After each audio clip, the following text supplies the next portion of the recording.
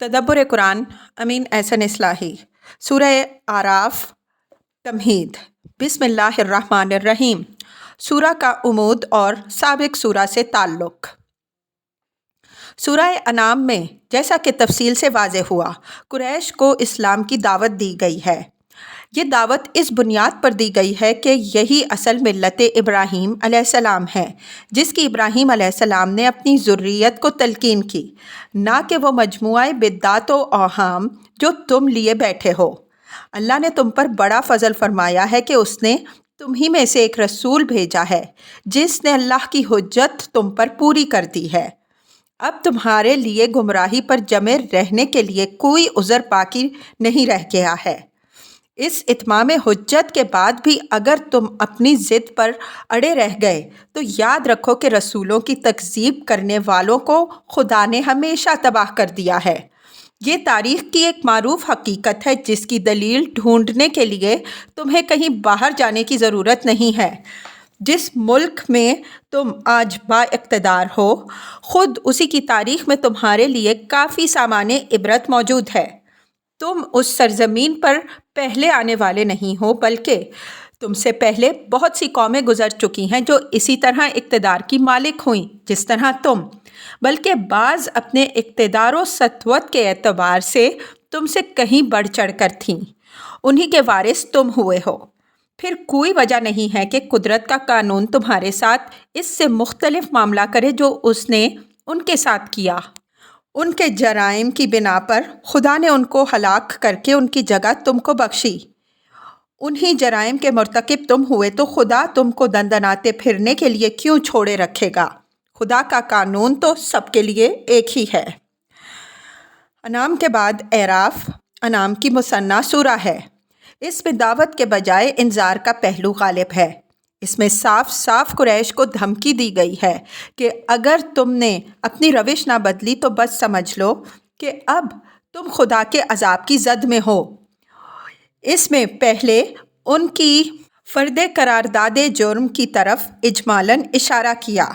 इसके बाद तफसील के साथ उन तमाम पिछली कौमों की तारीख़ सुनाई जो इस मुल्क में इक़्तिदार पर आईं और फिर यके बाद दीगरे उसी जुर्म के कैफ़िर किरदार को पहुँची जिसके मुर्तकिब कुरैश हुए। ये तफसील गोया अनाम की आखिरी आयत के इजमाल की तफसील है। उसी के साथ यहूद को भी ले लिया है और उनको भी बिल्कुल आखिरी तनबीह फरमाई है। आखिर में अहद फितरत को जो तमाम ज़ुर्रियत आदम से लिया गया है बुनियाद करार देकर इंजार के मज़मून उसके आखिरी नताइज तक पहुँचा दिया है, जिसके बाद बरात, हिजरत और ऐलान जंग या नुज़ूल अज़ाब के मराहिल सामने आ जाते हैं। अब हम सूरा के मतालिब का तज्ज़िया पेश करते हैं ताकि पूरी सूरा बैक नज़र निगाह के सामने आ जाए। सूरा के मतालिब का तज्ज़िया। आयात 1 ता 9। हज़रत सल्लल्लाहु अलैहि वसल्लम को तसल्ली कि इस किताब इलाही से मुताल्लिक़ तुम्हारी ज़िम्मेदारी सिर्फ़ ये है कि तुम इसके ज़रिए से लोगों को होशियार कर दो ताकि उन पर अल्लाह की हुज्जत तमाम हो जाए। तुम पर यह ज़िम्मेदारी नहीं है कि लोग उसको कबूल भी कर लें। इससे फ़ायदा सिर्फ़ अहले ईमान ही उठाएंगे।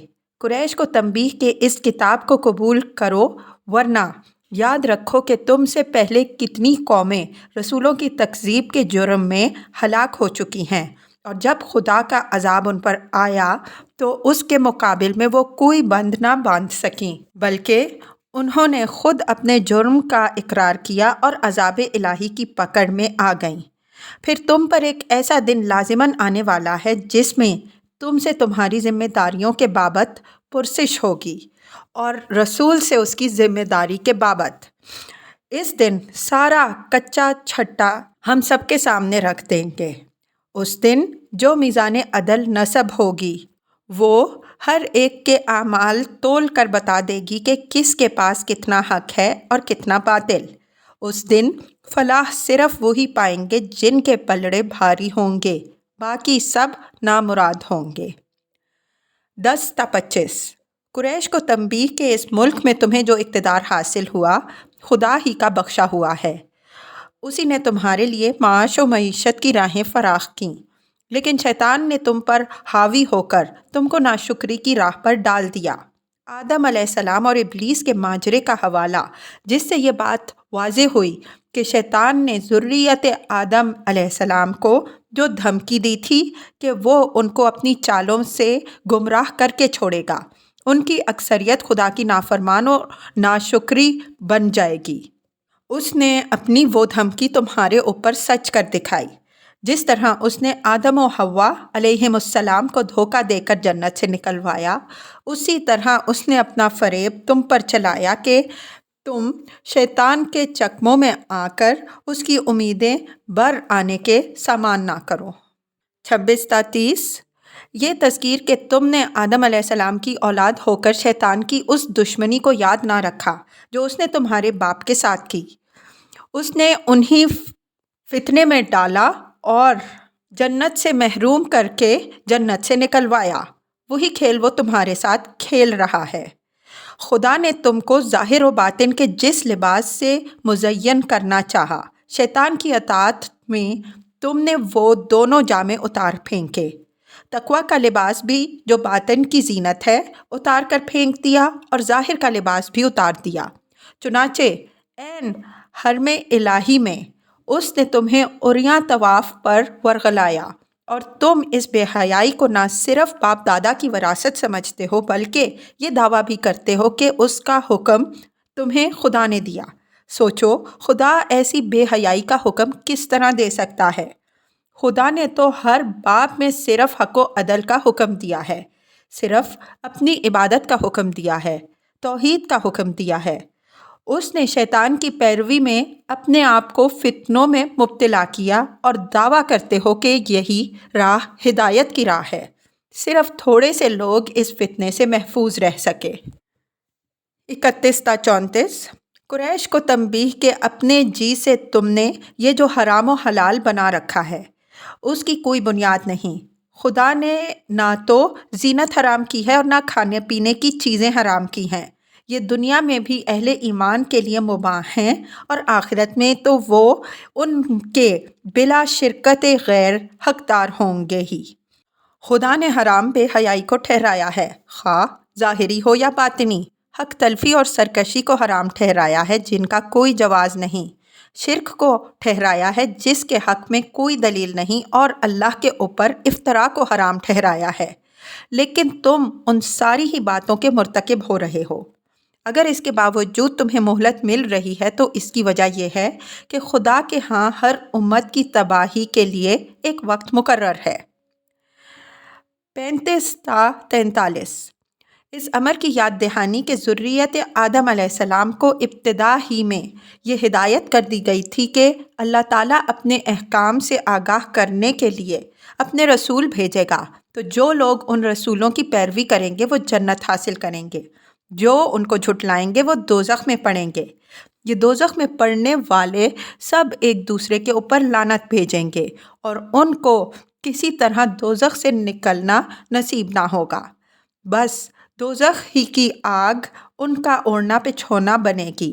البتہ جو اہل ایمان ہوں گے وہ جنت حاصل کریں گے، اور وہ باہم دگر ایک دوسرے کی ملاقات سے مسرور اور اللہ تعالیٰ کی بخشی ہوئی نعمتوں پر شکر گزار ہوں گے۔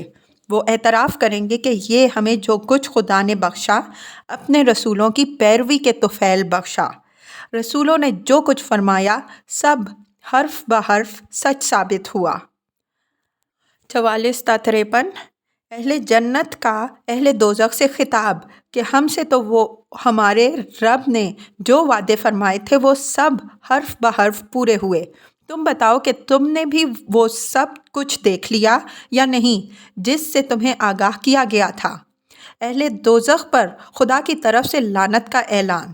اس امر کا بیان کہ مقام اعراف سے اہل ایمان کے ایک گروہ کو دوزخ اور جنت دونوں کا مشاہدہ کرایا جائے گا تاکہ وہ دیکھ لیں کہ خدا نے رسولوں کے ذریعے سے جن باتوں کی خبر دی تھی وہ سب پوری ہوئیں۔ اصحاب اعراف کی طرف سے اہل جنت کو مبارکباد اور اہل دوزخ کو ملامت۔ اہل دوزخ کی اہل جنت سے فریاد کہ وہ ان پر کچھ رحم کریں۔ اہل جنت کی طرف سے جواب کہ جنت کی نعمتیں کفار پر حرام ہیں۔ اللہ تعالیٰ کی طرف سے یہ اعلان کہ جنہوں نے دنیا میں خدا کی باتوں کو نظر انداز کیا، آج خدا نے ان کو نظر انداز کر دیا۔ کفار کی طرف سے اپنی محرومی و بدبختی پر اظہار حسرت۔ 54 تا 58 کفار قریش کو تنبیہ کہ خلق و امر سب ہی خدا کے اختیار میں ہے، تو امید و بیم ہر حالت میں اسی کو پکارو۔ زمین میں اس کی اصلاح کے بعد فساد نہ برپا کرو۔ قیامت شدنی ہے، موت کے بعد زندگی کا مشاہدہ تم اس کائنات میں برابر کر رہے ہو۔ خدا نے ہر پہلو سے اپنی آیات واضح فرما دی ہیں۔ 59 تا 93 قوم نوح علیہ السلام، قوم ہود علیہ السلام، قوم صالح علیہ السلام، قوم لوط علیہ السلام، قوم شعیب علیہ السلام کی سرگزشتیں، جو اس بات کا تاریخی ثبوت ہیں کہ جو قومیں فساد فی الارض کی مرتکب ہوتی ہیں اور اپنے رسول کی دعوت اصلاح کی تکذیب کرتی ہیں، اللہ تعالیٰ ان کو صفائے ارض سے مٹا دیتا ہے۔ 94 تا 102 مذکورہ بالا سرگزشتوں پر ایک اجمالی تبصرہ۔ قوموں کے ساتھ اللہ تعالیٰ جو معاملہ کرتا ہے اس کے بعض بنیادی اصول اور بعض حکمتیں اور عبرتیں۔ قریش کو یہ تنبیہ کہ انہی کے خلف تم ہو، تو اگر تم دیدہ عبرت سے دیکھتے تو تمہارے اپنے ملک کی تاریخ میں تمہارے لیے کافی سامان بصیرت موجود ہے، لیکن جس طرح ان قوموں کے دلوں پر اللہ کی مہر لگ گئی تھی، اسی طرح تمہارے دلوں پر بھی اللہ کی مہر لگ چکی ہے۔ 103 تا 136 حضرت موسیٰ علیہ السلام اور فرعون کی سرگزشت، جس سے واضح ہوتا ہے کہ فرعون نے حضرت موسیٰ علیہ السلام کو شکست دینے کے لیے تمام ہتھ کنڈے جو اس کے امکان میں تھے استعمال کیے، لیکن اللہ تعالیٰ نے ان کو بامراد نہ کیا اور فرعون کو تمام اسباب و وسائل کے علی الرغم شکست دی۔ مفسدین کا بیڑا غرق ہوا اور جو جماعت مظلوم و مقہور تھی، خدا نے اس کو اس کی استقامت کی بدولت زمین میں اقتدار بخشا۔ 137 تا 171 بنی اسرائیل کی تاریخ کے تمام ادوار پر ایک جامع تبصرہ، جس سے واضح ہوتا ہے کہ اللہ تعالیٰ نے ان پر ہمیشہ بڑے بڑے کرم فرمائے، لیکن انہوں نے شروع سے لے کر اب تک ہمیشہ خدا کے انعامات کی ناقدری کی اور کسی تذکیر و تنبیہ سے بھی کوئی پائیدار فائدہ نہیں اٹھایا، اور اب بھی ان کی روش وہی ہے۔ چنانچہ جس حق کی علمبرداری کی ذمہ داری ان پر ڈالی گئی تھی، وہ اس کی مخالفت میں پیش ہیں، حالانکہ یہ موقع ان کے لیے آخری موقع ہے جس کو ضائع کر دینے کے بعد ان کے دائمی ذلت کے سوا اور کوئی چیز باقی نہیں رہ جائے گی۔ 172 تا 206 خاتمہ سورہ، جس میں قریش کو عہد فطرت کی یاد دہانی کی گئی ہے اور بنی اسرائیل کے حالات سے عبرت حاصل کرنے کی طرف دعوت دی گئی ہے۔ پھر ان کو عذاب الہی کی دھمکی دی گئی ہے اور خبردار کیا گیا ہے کہ جب اللہ کی پکڑ میں آ جاؤ گے تو تمہارے یہ اولیاء و اصنام جو تم نے گھڑ رکھے ہیں کچھ کام نہیں آئیں گے۔ آخر میں پیغمبر صلی اللہ علیہ وسلم کو صبر، اعراض اور ہر آن یاد الہی کے ساتھ وابستہ رہنے کی ہدایت۔